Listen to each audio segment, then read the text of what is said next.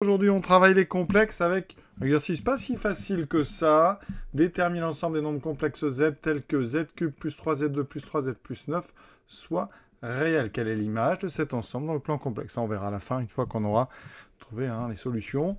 Donc, comment va-t-on procéder? Pour attaquer ce genre de questions où on demande des conditions pour être réelles, il y a deux options. L'option algébrique avec la partie imaginaire qui vaut 0, ou la partie qui utilise le fait qu'un complexe réel, eh bien, ça équivaut à z égale z bar, c'est-à-dire l'utilisation du conjugué. On va voir qu'ici, la première méthode avec la forme algébrique est bien plus simple pour aboutir, c'est ce qui va être le plus simple. Donc on est parti avec cette première façon de faire.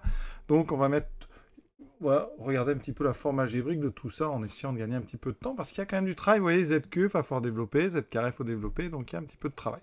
Donc première chose, tout d'abord, bon, déjà, il y a une petite remarque qu'on peut se faire, mais une fois qu'on a un petit peu réfléchi au problème, c'est que le plus 9, en fait, ne sert à rien.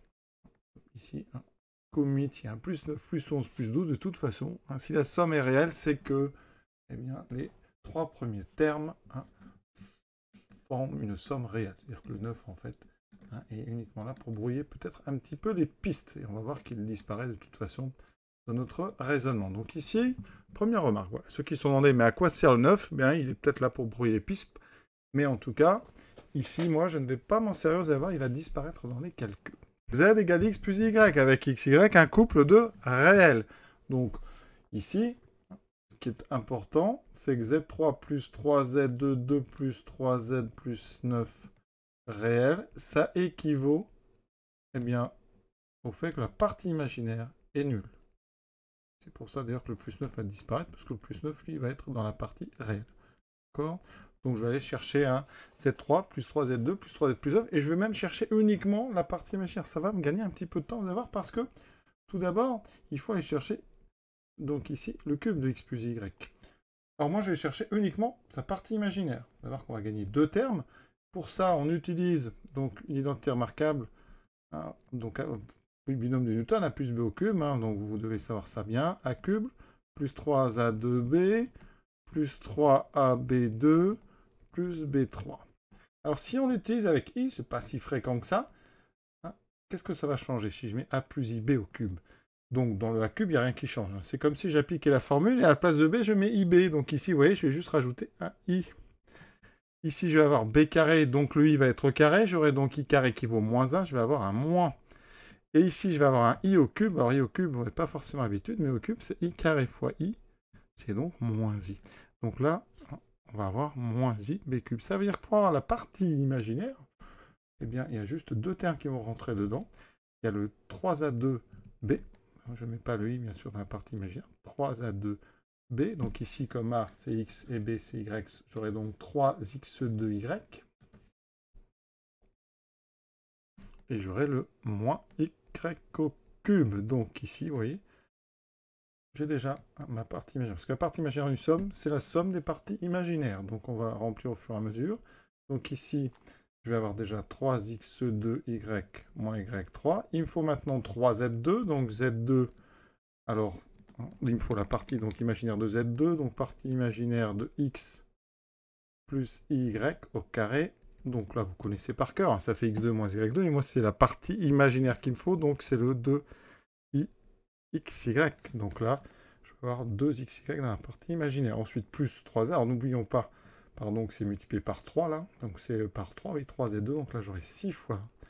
Ensuite, 3 fois z, la partie imaginaire va être donc 3y, plus 3y, le plus 9, eh bien, il va dans la partie réelle, voilà. Et vous avez cette équation ici, équation cartésienne, si on se place dans le plan, si x, y, c'est les coordonnées d'un point. Donc on a ici une équation avec du degré 3, du degré 2, pas si facile que ça. Donc on va essayer au maximum de factoriser. Factorisation simple, c'est eh bien par y déjà, regardez, il y a du y partout. Donc y, 3x2 moins y2 plus 6x plus 3 égale 0. Alors là, on peut se dire, ouïe, ça peut être compliqué, mais il y a quelque chose qu'on peut remarquer. Ici, alors si je mets le y2 tout seul à la fin, regardez. Si vous regardez bien les trois premiers termes, alors il faut l'habitude algébrique, on va dire. Ici, en factorisant par 3, vous faites apparaître une identité remarquable. C'est donc 3 fois x2 plus 2x plus 1. ça c'est un carré, c'est super. Parce que là, on va avoir comme ça une différence de 2 carrés. Hein.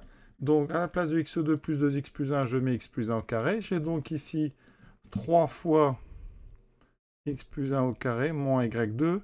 Et là, hein, c'est là qu'il faut apprendre bien à factoriser quand on est au lycée. On a a carré moins b carré. C'est donc, ici, c'est le carré de racine de 3x plus 1. J'ai donc racine de 3 fois x plus 1 moins y fois racine de 3x plus 1 plus y égale 0. J'ai un produit nul. On va pouvoir continuer. On obtient donc y égale 0 ou, alors on met tout de suite sous une forme, y égale racine de 3x plus racine de 3, ça on reconnaît. Hein. Donc c'est une équation qui correspond à une équation réduite de droite, ou y égale moins racine de 3x moins racine de 3. Voilà. Donc on peut faire notre conclusion. Hein. Donc ça veut dire que S, c'est l'ensemble quoi? Donc des complexes ici, dont la partie imaginaire est nulle, donc les réels.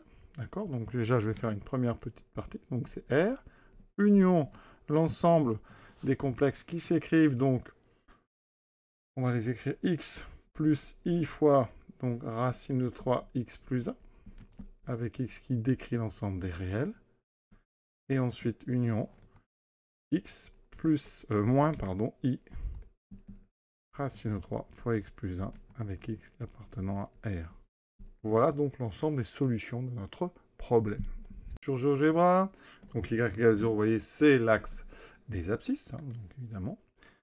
Ensuite, on a y égale moins, enfin racine de 3 squared, hein, 3 fois x plus 1. Voilà, donc une droite ici. Elle passe, elle coupe ici l'axe horizontal au point d'abscisse moins 1. Ensuite, on va avoir une deuxième droite. Elles sont symétriques, hein, vous allez voir, moins. Donc là, racine de 3 fois x plus 1. Voilà, et donc, l'ensemble, le point image, c'est l'ensemble de ces réunions de ces trois droites. Peut-être essayer de factoriser le polynôme, mais c'est pas forcément très utile, parce que vous voyez que le plus 9, finalement, n'intervient pas, donc on pourrait très bien travailler avec le même exercice, ça fait z cube plus 3z2 plus 3z, hein, on aurait exactement la même chose. Alors, ceux qui ont essayé de factoriser avec plus 9, je vais quand même vous donner la factorisation. On peut factoriser les deux premiers termes par z2, ça fait z2 fois z plus 3. Ici, on factorise par 3. Et vous voyez qu'on pouvait factoriser par z plus 3. Donc ici, ça fait donc z2 plus 3. Alors ça donne ici quelques solutions. Hein. Que pour z égale moins 3, ça fait 0. Donc moins 3, c'est une solution de notre problème. Hein. Moins 3, ben, il est sur son point image est ici. Ensuite, on a aussi deux solutions imaginaires pures. Donc i racine de 3 et moins i racine de 3. Hein. Donc ce sont ces deux points. Ces points image sont ici. Ouais, ça vous donne en fait ces points. Alors, une jolie figure. Ça semble être un triangle équilatéral, mais on ne va pas aller chercher ça. Mais vous voyez l'idée hein, de la factorisation. Hein, finalement, je ne sais pas si on peut s'en servir. Il y a certainement une méthode qui l'utilise. Hein, peut-être que vous avez trouvé. Sinon, indiquez-le dans les commentaires. Voilà, ça c'est donc la méthode algébrique qui n'utilise pas, vous voyez, le plus 9. Maintenant, est-ce qu'il y a une méthode avec z égale z bar? Regardons un petit peu. Ça consiste à faire ceci. La somme est réelle hein, si est égale à son conjugué. Donc ici, en mettant tout à gauche, la conjuguée d'une somme, c'est la somme des conjugués. J'aurai z3 moins.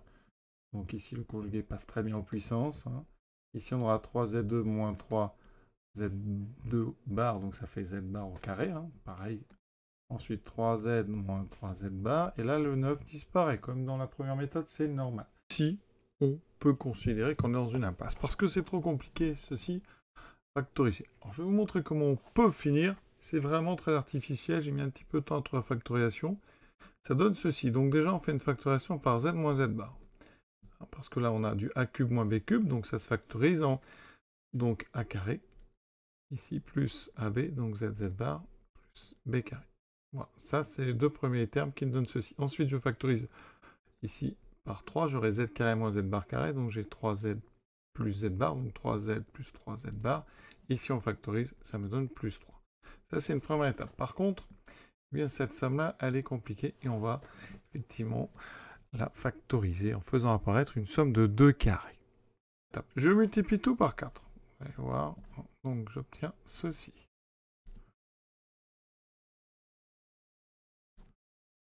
Ici, 12z plus 12z bar plus 12.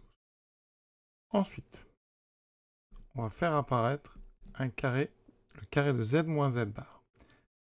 Ici, je fais donc z moins z bar au carré. Ça veut dire qu'il me reste quoi? 3z carré. Ensuite, j'ai fait apparaître ici moins 2z bar. Donc j'en avais 4, ça veut dire que j'en ai 6. Donc j'aurai plus 6z bar. J'aurai aussi 3z bar carré. Ensuite, j'aurai 12z plus 12z bar plus 12. On s'approche. Donc ici, z moins z bar, facteur de z moins z carré. Et là, je vais factoriser par 3. 3z2 plus z bar carré plus donc 2z bar plus ici donc on va trouver 6z plus 6z bar plus ici donc 6 non 4 pardon c'est pas 6 c'est 4 4z bar plus 4 voilà que de cette parenthèse, eh bien, ce facteur, c'est un carré, en fait.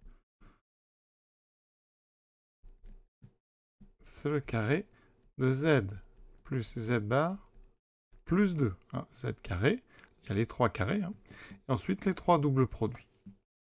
Et pourquoi maintenant on peut conclure? Eh bien, ça, c'est une somme de 2 carrés. Donc, on va pouvoir factoriser. On est chez les complexes. Donc, j'aurai z moins z bar.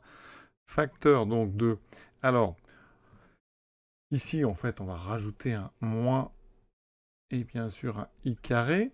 Donc, j'ai du a carré moins b carré. Donc, premier terme, premier facteur, c'est z moins z bar moins racine de 3 i fois z plus z bar plus 2. Oui, c'est quand même très compliqué. Z moins z bar plus racine de 3i.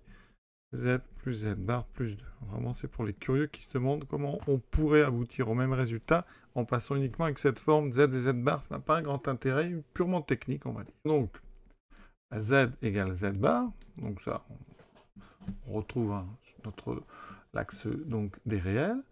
Ou donc ceci. Alors, comment peut-on retrouver nos deux droites? Et tout d'abord, je rappelle que quand z égale x plus y, eh bien z moins z bar, si vous faites la différence, qu'est-ce que ça donne? Les x disparaissent, ça laisse 2y. Donc ça me fait 2y. Alors on a un autre i ici, moins racine de 3i. Ensuite, z plus z bar, ben, c'est 2x. D'accord? Donc là, j'ai 2x plus 2 égale 0. Ou, même chose, 2y plus racine de 3i, 2x plus 2 égale 0. Et vous allez voir qu'on va retrouver nos deux équations de tout à l'heure.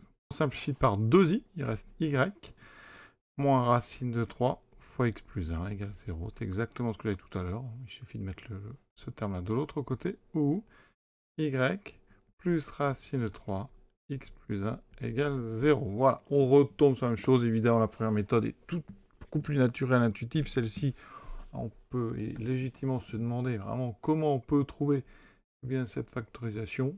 D'accord? Mais voilà, on peut, vous voyez, arriver... Mais c'est toujours une histoire de choix. Est-ce que eh bien, vous choisirez la bonne méthode pour démarrer? C'est à vous de voir à quel moment il faut bifurquer, il faut changer de méthode si vous voyez que vous êtes dans une impasse ou quelque chose qui est trop compliqué. Évidemment, ça nécessite de la recherche, un petit peu d'habitude, de la chance. Il y a beaucoup de facteurs qui font qu'on arrive ou qu'on n'arrive pas à faire un exercice. Mais là, effectivement, la méthode algébrique, vraiment, c'est celle qu'il fallait utiliser. C'était là pour cet exercice. À très bientôt.